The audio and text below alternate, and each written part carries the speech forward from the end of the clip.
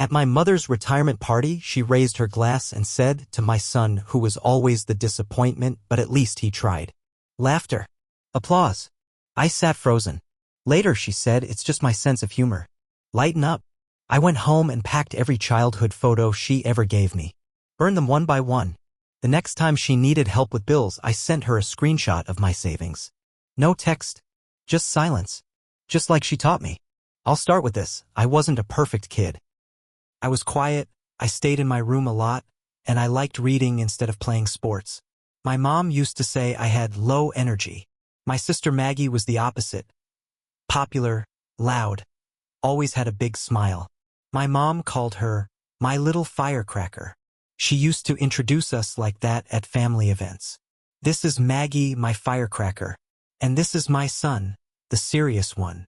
It always stung, but I kept it to myself. I grew up in Kansas City, Missouri. Mom was a middle school history teacher. Tough, smart, and well-known in the district. Her students loved her. Everyone did. At work, she was Ms. Hollins. Witty, firm, respected. At home, she was sarcastic, sharp-tongued, and cold. My dad left when I was 9. I remember sitting on the stairs when they fought and hearing her say, "At least I'll have the kids. He needs me more than I need him." He didn't even fight back. He just packed and left. I never saw him cry. I didn't cry either, but I watched the door a long time after he walked through it. She never talked bad about him after that. She didn't talk about him at all, like he never existed. She raised us by herself. I give her credit for that. She worked hard. She kept a roof over our heads. But she was never soft, never warm. I don't remember her ever saying she was proud of me. Not once.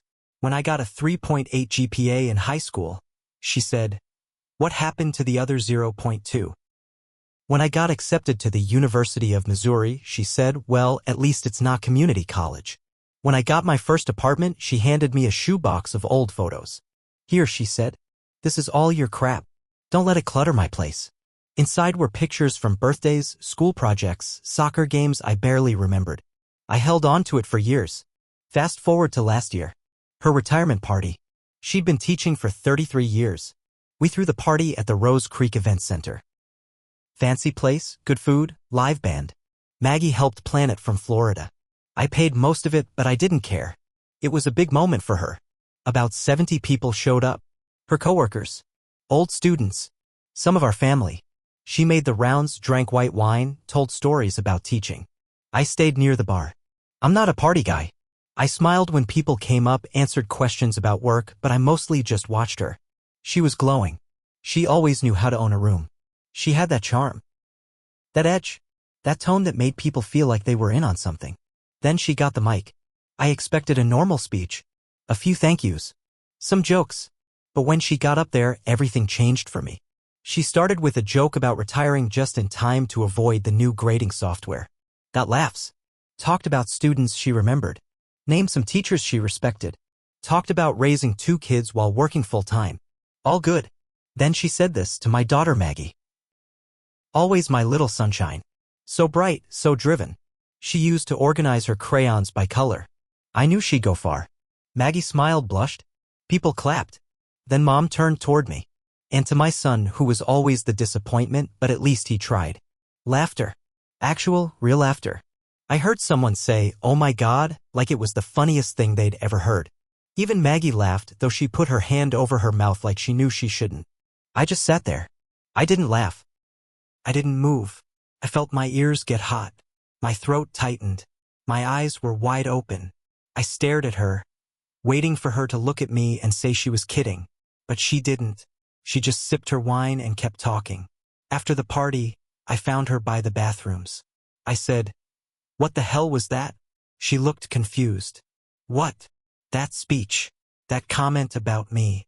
The disappointment. "Oh, come on," she said. "It was a joke. It wasn't funny. You're too sensitive," she snapped. "It's my sense of humor. Lighten up." She walked away before I could say anything else. I drove home in silence. Didn't even turn on the radio. I got home, pulled the shoebox of photos out from my closet, took it to the backyard, and lit it on fire. Every photo she ever gave me. Every memory she ever bothered to save.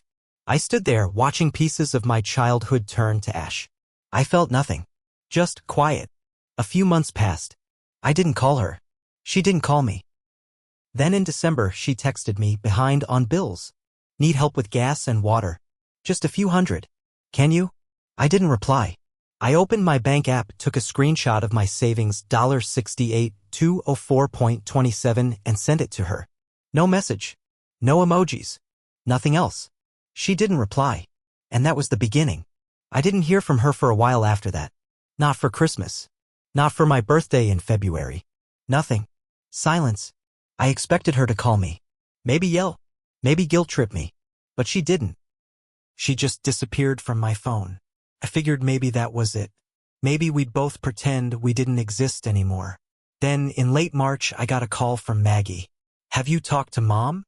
No, she's not doing great. Physically. I didn't say anything. She fell outside the grocery store last week, Maggie said. Twisted her knee. She's using a cane now. I'm trying to help from down here, but I'm not flying to Kansas City to babysit. I'm not asking you to, she snapped. I'm just saying she's getting older and she lives alone. She made her choice. She's still her mother. I almost said no, she's yours. But I didn't. Maggie sighed. Look, I know what she said at the party was awful. I cringed so hard, I swear. But come on. It's been months. Yeah, I said. And I've slept better every night since. I hung up. That night, I got a new text. It was Mom. You know you hurt me. That money was for heat and water. I wasn't joking about needing it. I stared at the message. Then I wrote back, you taught me silence. I'm just using what I learned. She didn't reply. That week, I started getting weird notifications. Password reset attempts on my email. Someone tried to get into my Amazon account. At first, I thought it was some random scammer. Then I remembered Mom still had my Netflix password. I never changed it after college. And she knew a lot of my old logins. So I started digging. I checked my credit reports. Found 2 inquiries I didn't recognize. One from a payday loan place in downtown KC. Another from some sketchy online lender in Nevada. I froze my credit immediately. I didn't want to believe it. I really didn't. But part of me knew. I could just feel it. A few days later, I drove back to Kansas City. I didn't tell her. I just showed up. I parked down the street from her condo and waited until she left. She was moving slow, hobbling a bit with a cane, dragging a cart behind her. She didn't see me. While she was out, I knocked on her neighbor's door, Mrs. Garvey. She remembered me from high school. How's your mom? I asked. She sighed. Stubborn. Still trying to act like she's 30. She's been falling a lot lately. I told her to get a medical alert thing, but she won't. I nodded. She's been stressed, Mrs. Garvey added. Money stuff. And she said your sister's too busy to help. I told her to talk to you, but, well, I thanked her and left. That night, I drove back home and printed out the full credit reports. I highlighted every loan inquiry, every address change, and every suspicious name I didn't recognize. Then I made copies. One set I kept. One set I mailed to her with a sticky note that said, "Try me again and I report everything. We're not blood anymore. We're strangers now." I sent it certified mail. I wanted her to sign for it. 2 days later, she called. I let it go to voicemail. Her message said, "You think you're better than me now? You think money makes you right? Don't forget where you came from. I made you.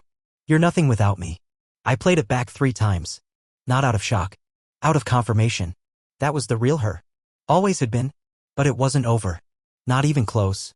I didn't respond to her voicemail. I saved it. Downloaded a backup copy, too. After that message, I figured she'd finally back off. But I underestimated how far she was willing to go. In May, I got a notice from the IRS. A letter. Not a scam. Real paper. Real seal. It said there was a discrepancy with my 2024 tax return. A missing 1099 form. Some freelance income I'd supposedly failed to report. Except I never did freelance work. When I called the number, they asked if I'd ever done any marketing work under the business name Midwest Content Solutions. No, I said, but it was filed under my social security number. The form came from an address in Overland Park, about 30 minutes from Mom's place.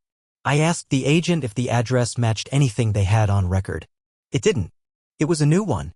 I drove there the next day. It was a small mailbox rental store in a strip mall between a vape shop and a nail salon. I walked in and asked if anyone had a box there under my name. The clerk checked. Box 214. Opened 2 months earlier. Under my full name with a Kansas license number that looked familiar but wasn't mine. It hit me then. She didn't just try to open fake accounts. She became me, or tried to. I went straight to the police and filed a report. I had everything. The fake tax form, the mailbox address, the voice message, and the credit reports. I wasn't trying to get her arrested. I just wanted her off my back. But when I mentioned her name, the officer paused. Wait, you said Diane Hollins? Yeah. We've had someone call about her before. Neighbor complaints. And one report from a loan company. She wasn't just desperate.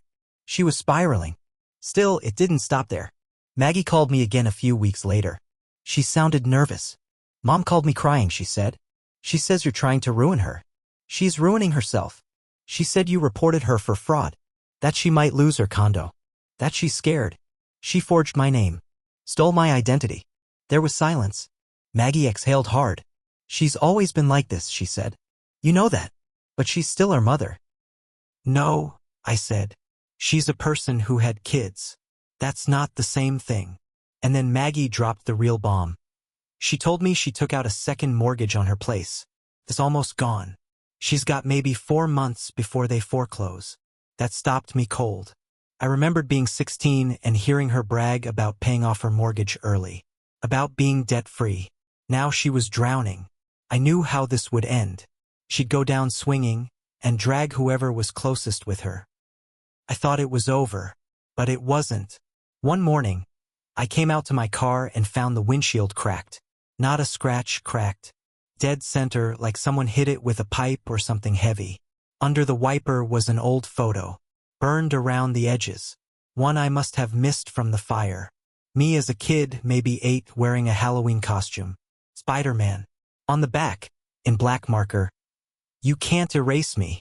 I stood there staring at that photo for a long time. The handwriting was definitely hers. Sharp and a little crooked, like her. It felt like a threat. And in a way, it was. Not a physical one, maybe, but emotional. Psychological. Like she was telling me, I'll always be there. I'll always have a piece of you. That's when I decided I was done playing defense. I took the photo and went back inside. I didn't call the police. I didn't fix the windshield right away. I just sat at my kitchen table and pulled out a folder with everything I collected over the past 6 months. The IRS letter, credit reports, mailbox rental info, voicemail transcript, photo of the windshield, and now this burned picture. Then I wrote one letter. One real letter, not an email or a text. It was addressed to the school district. I knew they still had her listed on alumni pages, retirement newsletters, teacher spotlights. She was a local name. Respected. In the letter, I explained what she'd done. I included every document, every photo, and a copy of the police report I'd filed. I told them this wasn't a matter of family drama, it was about ethics, fraud, and the kind of person they were still publicly celebrating.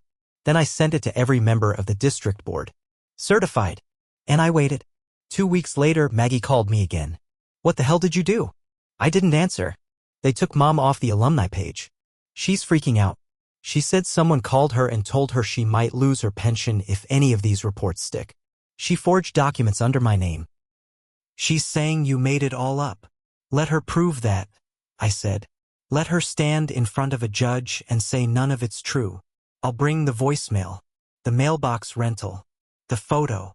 You've turned into her, Maggie whispered. No, I said. I learned from her. That's different. Maggie hung up. A month later, I got a letter from my mom. Real paper. Handwritten. It said, I never expected you to be grateful, but I did expect you to be loyal. You are the biggest regret of my life. You think money makes you powerful. You'll die alone with it. There was no apology. No acceptance. Just more poison. I folded the letter and tossed it into the fireplace. The final nail came 6 months later. I was working late when I got a call from Mrs. Garvey, her neighbor. Your mom's being evicted, she said. Sheriff's notice went up this morning. Movers are scheduled for Friday. She's been sitting on the porch all day. I didn't ask why she called me. I knew. I didn't go. I didn't send money. I didn't answer Maggie's texts. The next week, I got another envelope in the mail. Inside was a photo, a recent one. It was of my mom, sitting on the curb next to a pile of boxes, smoking a cigarette, looking straight at the camera. On the back, someone had written in shaky letters, "Still here." But this time I didn't feel fear. I felt pity, and that was worse, because it meant I no longer hated her. She tried to bury me with shame, with guilt, with silence. But I learned to use those same tools. I stopped needing her approval. I stopped wanting anything from her at all. And for her, that was the deepest cut. She couldn't destroy me, and that made her furious. So yes, maybe I made mistakes. Maybe I should have walked away earlier. But when someone teaches you coldness your whole life, you don't just unlearn it. You survive with it. And one day you return it, not out of spite, but out of precision, out of memory, and most of all, out of peace.